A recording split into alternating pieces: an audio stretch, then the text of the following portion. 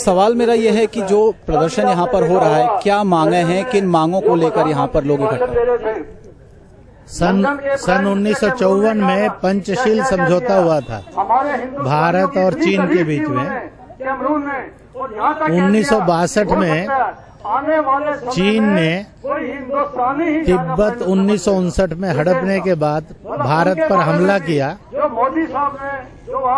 और जब उसके बाद उन्होंने अक्टूबर-नवंबर में रिट्रीट किया, तब 14 नवंबर को 1962 में भारत के दोनों संसद इकट्ठे आए थे और उन्होंने एक संकल्प किया था, हम कूटनीतिक और राजनीतिक हर संभव प्रयत्न करेंगे कि चीन के कब्जे से भारत के एक एक इंच चीज मुक्त करवाई जाए।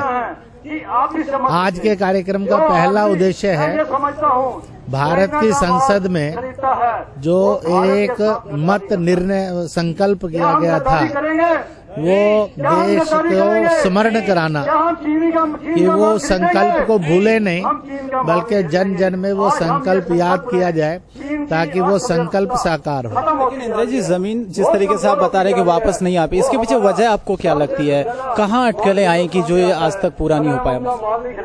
ऐसा है कि अब इसके अंदर 2-3 बातें जो सोचने वाली बात है।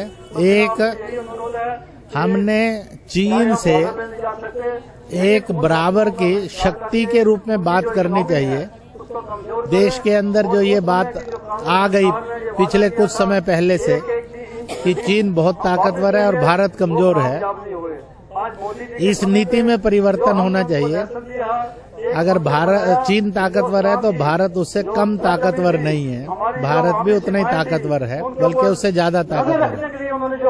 और उसकी ताकत, जहाँ सेना में ताकत होती है, वहाँ आर्थिक मंडी में भी ताकत होती है। भारत की आर्थिक मंडी चीन के लिए और सबसे महत्वपूर्ण है। अगर भारत अपनी आर्थिक मंडी से नियंत्रण करे तो चीन को मजबूरन जो आज वो विस्तारवादी साम्राज्यवादी हरकतें करता है, उस पर लगाम लगेगी। दूसरी बात जो है, तिब्बत यह चीन का हिस्सा है, ऐसा सत्य इतिहास में कहीं मिलता नहीं। तिब्बत कभी भी चीन का हिस्सा नहीं रहा है और इसलिए इस बात को पूरे विश्व ने मानना चाहिए कि चीन ने तिब्बत पर अवैध कब्जा किया है।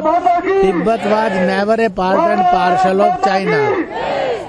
तीसरा, हमने जैसा अभी इस सरकार में प्रारंभ हुआ है, अगर पहले से हो जाता तो शायद स्थितियां बदल जाती, और वो ये है कि हम चीन से सीधी बातचीत करें कि वो जो इतनी सीमाओं पर उसने सेनाएं बिठाई हैं और उसने आर्म्ड एम्यूनिशन डिपो बनाए हैं, सड़कें बनाई हैं, जबकि वहाँ रहने के लिए जनसंख्या नहीं है, तो ये इस बात का प्रतीक नहीं है 2 लाख की सेना कि चीनी और चीन भारत को बहुत प्यार करता है, बल्कि इस बात का खतरा है चीन अपने साम्राज्यवादी और विस्तारवादी हरकतों के अंदर धीरे धीरे आगे बढ़ेगा। पिछली सरकार जो गई है, आपको लगा कि वाकई इस विषय पर कुछ काम हुआ है, गंभीरता दिखाई है सरकार ने?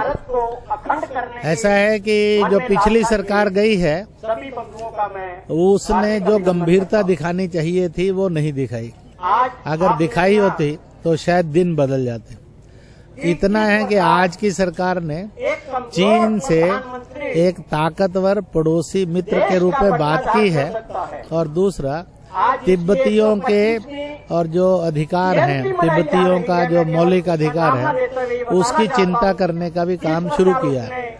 और इसलिए जनता के स्तर पर एक पूरा जागरण हो ताकि कैलाश मानसरोवर और तिब्बत जो है चीन के अनाधिकृत कब्जे से मुक्त करवाया जा सके और दुनिया के अंदर शांति और बंधुत्व को और दुनिया के देशों के स्वतंत्रता के सम्मान को स्थापित किया जा सके, उसके लिए जन जागरण। कब तक ये जारी रहेगा? जब तक मिशन नहीं मिलता।